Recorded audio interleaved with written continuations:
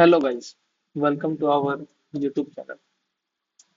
आज हम लोग हिस्ट्री के मेंस पीवाईक्यू सीरीज को आगे बढ़ाते हुए 68 बीपीएससी मेंस के क्वेश्चंस को देखेंगे। और ये फर्स्ट टाइम था जब बीपीएससी इंट्रोड्यूस किया था शॉर्ट एंड लॉन्ग क्वेश्चंस का जो कॉम्बिनेशन है उसको। इससे पहले जब अगले वीडियो में देखेंगे तो उस समय बस केवल लॉन्ग क्वेश्चंस आते थे। और ये फर्स्ट टाइम था, तो सोचिए कि जो बच्चा पहला बार क्या, जो पहले से दे भी रहा होगा, वो सीधा क्वेश्चन देखा। इस प्रकार question government of India act करके क्वेश्चन है, तो ये सब एकदम नया क्वेश्चन भी था। तो चलिए आज इसको समझते हैं। सबसे पहला क्वेश्चन है कि गवर्नमेंट ऑफ इंडिया एक्ट 1858। तो इसका इंट्रोडक्शन जो हम किए हैं वहां पे इसका नाम था गुड गवर्नेंस एक्ट। ठीक है, इसको कहा जाता है। और ये रिवोल्ट ऑफ 1857 का क्या था, तो रिजल्ट था, तो ये सब दे दिए। ये ट्रांसफॉर्म क्या किया एडमिनिस्ट्रेशन को और political system of east India company को, कैसे किया, तो इसमें इंड कर दिया गया ईस्ट इंडिया कंपनी का जो पूरा था, कंपनी को समाप्त कर दिया जाता है। और क्राउन रूल का इंट्रोडक्शन होता है। ये एक्सपेंशन पॉलिसी को हॉल्ट पे लगा देता है और जो डॉक्ट्राइन ऑफ लैप्स है सबको रोक देता है। गवर्नर जनरल का पोस्ट ऑफ वाइसराय में तब्दील हो गया, जो कि डायरेक्ट रिप्रेजेंटेटिव था किसका, तो क्राउन का। तो ये हो गया। और office of secretary of state था। फिर पिट्स इंडिया एक्ट के अंदर जो बीओसी सीओडी बनाया गया था उसको हटा दिया गया। ये सब आप लोग देख सकते हैं। लेकिन आगे इसका प्रोज क्या रहा, तो इंड कर दिया गया ईआईसी का, प्रोमिसिंग गुड गवर्नेंस ये सब था। कॉन्स क्या था या ड्रॉबैक्स क्या था, तो ओनली चेंज ऑफ पावर हुआ, एक्चुअली कुछ चेंज नहीं हुआ था। इकोनॉमिक एक्सप्लॉइटेशन हम लोग देखते हैं और मतलब कंटिन्यू किया। Payment of secretary of state Indian revenue से होने लगा था और इंडियन का रिप्रेजेंटेशन वहां नहीं था। तो ये सब कुछ कौन थे ये लिखिए, और बहुत 5 5.5 नंबर मिल जाएगा आराम से, ऐसे लिख लीजिएगा तो। फिर एक कंक्लूजन है कि the government of India act 1858 was enacted and transformed British military structure and administration system and it also contributed in constitutional development. ये तो किया ही ना, तो हर बार इसको जब लिखेगा एक्ट, तो ये टर्म हर एक्ट में आप लिख सकते हैं, कॉन्स्टिट्यूशनल डेवलपमेंट। ठीक। अब है बिरसा मुंडा मूवमेंट। तो बिरसा मूवमेंट को जैसे संथाल को हुल कहते हैं, इसको उलगुलान कहते हैं। तो उलगुलान के नाम से जाना जाता है। और ये सोशल रिफॉर्म और दीकू रूल लिख दिए यहाँ पे, क्योंकि दीकू में जमींदार साहूकार ब्रिटिश सब आ गए ना, आउटसाइडर तो आ ही गए, इसलिए दोनों की वर्ड से शुरू कर दीजिए। टाइमलाइन है, एरिया यहाँ पे हम, एक ये भी तरीका होता है कि लोग मैप से दिखाते हैं एरिया को, तो ये तरीका ठीक है, आप दिखा सकते हैं। लेकिन मैप को थोड़ा और छोटा किया जा सकता था, इस साइड रख करके। अगर इस साइड मैप होता यहाँ पे, तो आ, हम ही बनाए होंगे, बन गया होगा। लेकिन इस साइड होता मैप तो थोड़ा ठीक रहता, यहाँ पे रिप्रेजेंट करके थोड़ा आगे कुछ और इन्फॉर्मेशन ऐड किया जा सकता था। लेकिन इसको हम मैंने जो है सही से कर लिए। कॉज ऑफ रिवोल्ट क्या था, तो वही खुदकट्टी हो गया, दीकू का एक्सप्लॉइटेशन, वुमेन हरासमेंट आदि होता था। लॉस ऑफ ट्रेडिशनल राइट्स ये सब था, सोशल इविल्स था, इकोनॉमिक एक्सप्लॉइटेशन था, डिजायर ऑफ सेल्फ रूल था, कल्चरल सप्रेशन आदि था, और loss of traditional forest type ये सब। इतना कॉज बता दिए हैं। अब बिरसा मुंडा, ये 20 साल की एज में मैसेंजर ऑफ गॉड बनते हैं, सिंह बुंगा का बात कर लिए, इवेंट कब क्या क्या कब कब हुआ, ये सब बात कर दिए हम लोग। और मृत्यु बिरसा मुंडा जी की हो जाती है, और रिजल्ट इसका क्या हुआ, तो 3 रिजल्ट जो हुआ उसको बता दिए। और इसका कंक्लूजन यही है कि सोड अ ग्रेट वुमेन पार्टिसिपेशन, ये लिखिएगा, बोले ना इतिहास में जब भी मौका मिले तो वुमेन का जिक्र कर देना है। सोशल रिफॉर्म था, और fight of tribal Indians against British Raj था। तो ये हम कह सकते हैं। आगे इंडिगो है, तो इंडिगो ये एक नया क्वेश्चन ये भी था फिर इंडिगो वाला। तो स्टार्टेड इन 1859-60 और Nadia Bengal against operation of indigo planters, ये था। इसका कॉज लिख दिए इस बार कि इकोनॉमिक एक्सप्लॉइटेशन, जो तिनकटिया वहीं से शुरू होता है और वहां पे इंट्रोड्यूस किया गया था, वो था। लो प्राइस था इत्यादि, forced cultivation and loss of land fertility. ये थोड़ा दो दो टर्म लिख दिए ना कि जल्दी खत्म हो जाए, कम स्पेस ले। लीगल बायसनेस था, जैसे कि जो कोर्ट उठ था ना, वो फैसला अक्सर प्लांटर के हिसाब से दे रहा था। ये सब हो गया। फिर कोर्स क्या था, तो मार्च में शुरू होता है नदिया में, स्प्रेड किया कुछ रीजन में, लार्जली नॉन वायलेंट नेचर का था। वुमेन भी इसमें एक्टिव रोल प्ले किए हैं, ये सब लिख दिया कि जो जमींदार भी सपोर्ट करते हैं। हिंदू पैट्रियट जो हरीश चंद्र मुखर्जी शायद थे ना, उन्हीं का नाम है, तो वो इसको हेल्प करते हैं, लिखते हैं। इसमें नील दर्पण है, तो दीनबंधु मित्र का इसमें जिक्र किया गया है। लीडर दिगंबर और विष्णु विश्वास थे। आउटकम था तो प्लांटर्स को भगा दिया गया वहां से, चंपारण में तब आ जाते हैं वो लोग। और फ्लेड टू बिहार और was inspired from 1857 and it succeeded. देखिए इसमें ये भी था, छोड़िए उसको, हम लोग जब इतिहास में आएगा जिक्र करेंगे तो कर लेंगे कि 10 Indigo revolt further inspired upcoming peasants and tribal movements in against Bihar. तो ये हो गया। अगला चलते हैं पटना कलम। ये हम लोग देख चुके हैं, ये वही पटना कलम है जो पिछले वीडियो में हम लोग बात किए होंगे, सेम डायरेक्ट है। पटना कलम वर्ल्ड फर्स्ट पेंटिंग है, डेली लाइफ पे है। ओरिजिन लिख दिए यहाँ पे। यहाँ पे लोग क्या करते हैं ना, एक छोटा सा मैप बना करके इंडिया, और यहाँ से दिल्ली, दिल्ली से बंगाल, बंगाल से बिहार, ऐसे करके दिखाते हैं। तो ये भी आप कर सकते हैं अगर करना हो तो। या बहुत लोग ये करते हैं कि ये मैप बनाते हैं बिहार का, यहाँ पे पटना दानापुर रीजन को दिखाते हैं, कर सकते हैं अगर आपका समय हो तो, लेकिन शॉर्ट में उतना समय होता नहीं है।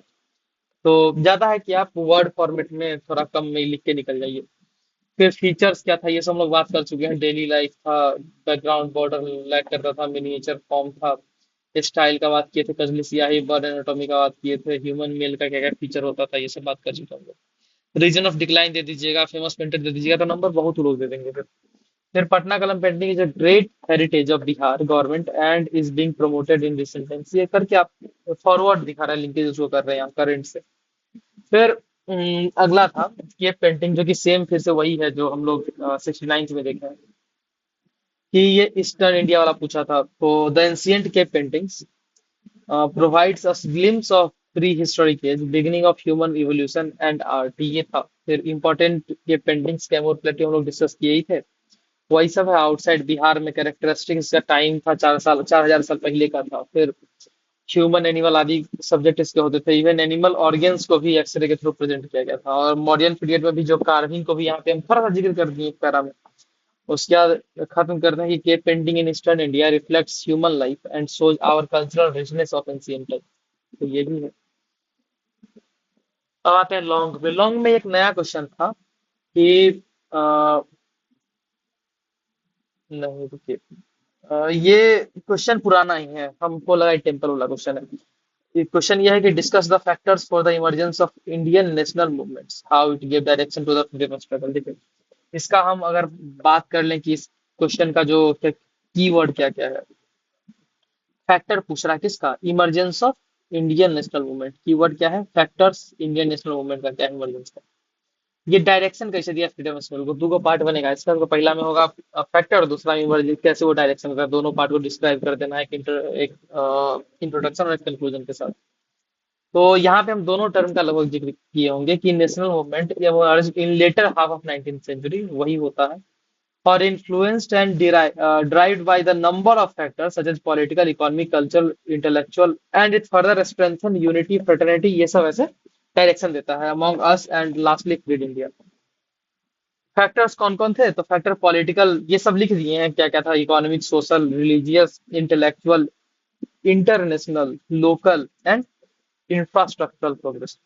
तो पॉलिटिकल में बात की कि fake promises of 1858 act, good governance act कह के धोखा दे दिया लोग। Limiting powers of princely states under 1858 act जो हुआ था, इल्बर्ट विल कंट्रोवर्सी था। इंडियंस इन काउंसिल का भी लिमिट पावर कर दिया था 1861-92 में, दिया भी गया था सीट पे। इकोनॉमी में ड्रेन ऑफ वेल्थ थ्योरी लाया गया था मॉडरेट लीडर्स के द्वारा, बहुत बड़ी उपलब्धि थी ये 66-66 के आसपास। फमाइंस जो आया था बिहार में, उड़ीसा में, बिहार में उस समय थोड़ा, बिहार नहीं उड़ीसा में आया था, और 77 के आसपास वहां पे पूरा वेस्टर्न इंडिया में आ गया था भयंकर फमाइन। तो ये सब हो गया। फिर rise of new middle class है, डी इंडस्ट्रियलाइजेशन है, कॉमर्शियल एग्रीकल्चर, ये सब हो गया आपको इकोनॉमिक कॉज। सोशल कल्चरल में देखिएगा तो राजा राम मोहन रॉय, ईश्वरचंद्र विद्यासागर आदि जैसे लोग थे, लोगों को जागृत कर रहे थे सामाजिक कुरीतियों के खिलाफ। तो ये कहीं ना कहीं एकता को लेकर के आता ही है। और बाद में इसी एकता को यदि मोड़ दिया जाए ब्रिटिश के खिलाफ, तो ये नेशनल स्ट्रगल का पार्ट बन गई। फिर इंस्टीट्यूशंस का, यहाँ पे भी महिला में रमाबाई का नाम आप देख पाइएगा। इंस्टीट्यूशन में आत्मीय सभा, आर्य समाज, ये सब भी प्रमोट किया करता है। जैसे कि आर्य समाज बोलता है कि भारत भारतीयों का है, तो ये कहीं ना कहीं स्वराज टर्म लेकर के आते हैं हम लोग आर्य समाज के थ्रू, तो ये सब प्रमोट करता है। रिलीजियस रिफॉर्म्स ऑफ ब्रिटिश का बात करें तो बैन ऑन कुंडल, तिलक, बियर्ड, कॉज 1857 रिवॉल्ट का एक बहुत बड़ा कारण क्या था कि जो चर्म वाला जो ये गौमांस और क्या कहते हैं सुअर के मांस से बना गया वो जो छीलना पड़ता था कारतूस उसको, वो था ना। तो ये सब कारण था। आटा में हड्डी का बात था, बहुत कुछ था कारण इस सब में। इंटेलेक्चुअल अवेकनिंग का बात करते हैं तो इंग्लिश लैंग्वेज जब आता है, लिटरेचर पढ़े, प्रेस हुआ, वेस्टर्न थॉट्स इन्फ्लुएंस करता है इंडियन को, जैसे कि लिबर्टी, फ्रीडम, फ्रेटर्निटी, यूनिटी, ये सब कहीं ना कहीं लेकर के आया। हिपोक्रेसी और ब्रिटिश भी देखने को मिलता है। व्हाइट्समैन बर्डन को भी मिथ के रूप में इसको बस्ट कर दिया गया इसका। तो ये सब था। इंटरनेशनल इन्फ्लुएंस हम लोग देखते हैं अमेरिकन इंडिपेंडेंस से, फ्रेंच रिवॉल्यूशन से, रीजनल कंट्रीब्यूशन संथाल इंडिगो आदि मूवमेंट के थ्रू दिखता है। इंफ्रास्ट्रक्चर, रेलवे, टेलीग्राफ, ये सब कहीं ना कहीं इंडिया कनेक्ट कर देता है। बिहार का रोल क्या था कि इंडिगो मूवमेंट चंपारण मुजफ्फरपुर 1867 में जो हुआ था वो कहीं ना कहीं प्रमोट किया। साइंटिफिक सोसाइटी 1868 में बना था, ये प्रमोट किया। और it give direction to freedom struggle. How? तो इंडियन नेशनल कांग्रेस का फॉर्मेशन करवाया इस सब के थ्रू। फेजेस ऑफ मूवमेंट, तो मॉडरेट फेज होता है, passive resistance of extremist through होता है, फिर रिवोल्यूशनरी फेज होता है, गांधीयन इरा आता है। तो ये सब डायरेक्शन ही दिया जा रहा है लोगों के द्वारा, और ये फैक्टर उन समय कंट्रीब्यूट करते चला गया। मास सपोर्ट बेस क्रिएट किया, कॉन्स्टिट्यूशनल लेगेसी को लेकर के आगे बढ़ता है। और उसका thus we can conclude that emergence of national Indian national movement was produce of various factors, and it unified our diverse nation, and also it provided a clear map of the free and independent India. तो ये इसका conclusion होगा। तो ऐसे करके आप बना सकते थे। और एक क्वेश्चन लिखने के अनेक तरीके होते हैं, आप कोई भी एक तरीका चुनिए और उसमें सही से लिखिए, उसको सही से फ्रेम कर लीजिए। सबका अपना क्रिएटिव थिंकिंग है यहाँ पे।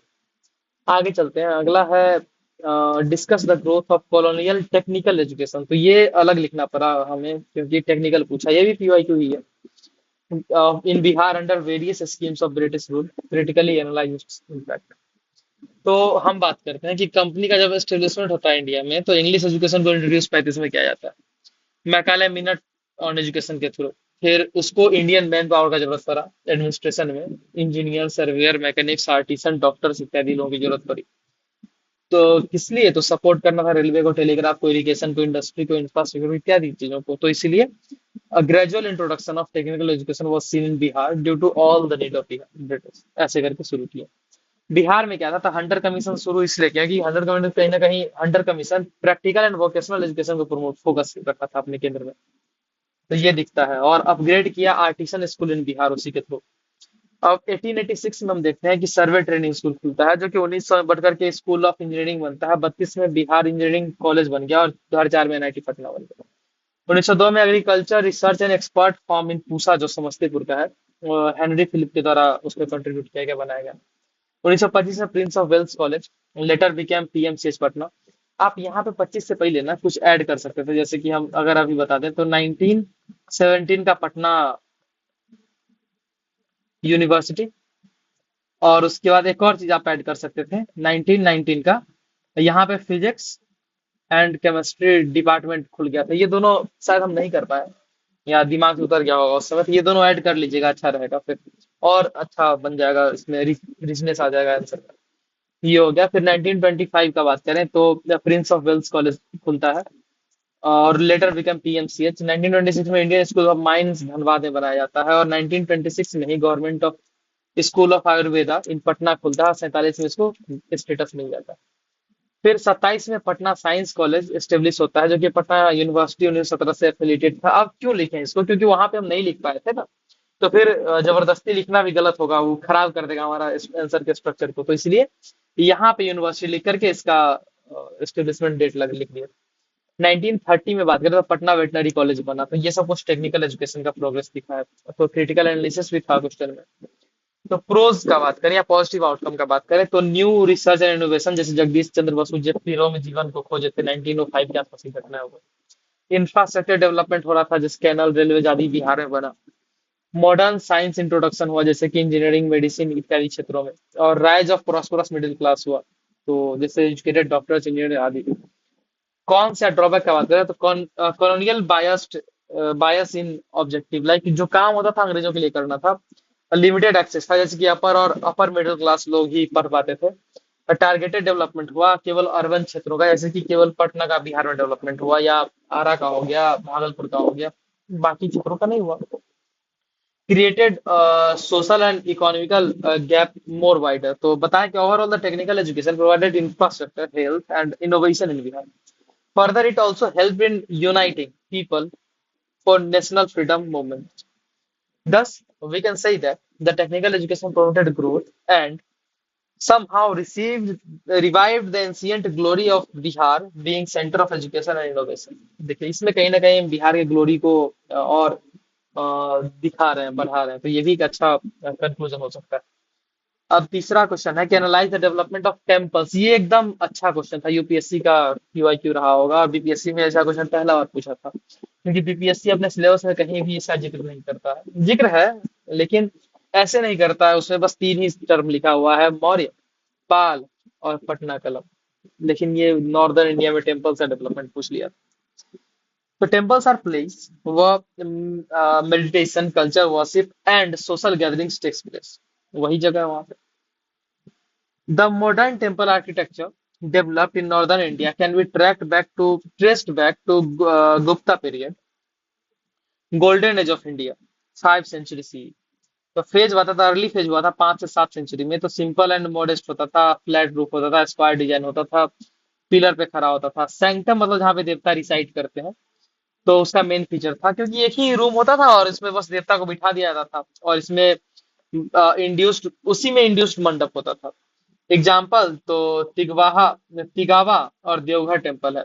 फिर मिडिल फेज 8 से 10वीं शताब्दी में आई, जिसे मल्टी पिलर्ड मंडपम बनाए जाने लगे, मोर डेकोरेटेड शिखर बनाए जाने लगे। एग्जाम्पल ओसियन जैन टेम्पल्स और गुजरात टेम्पल्स एट ओसियन, ये सब है।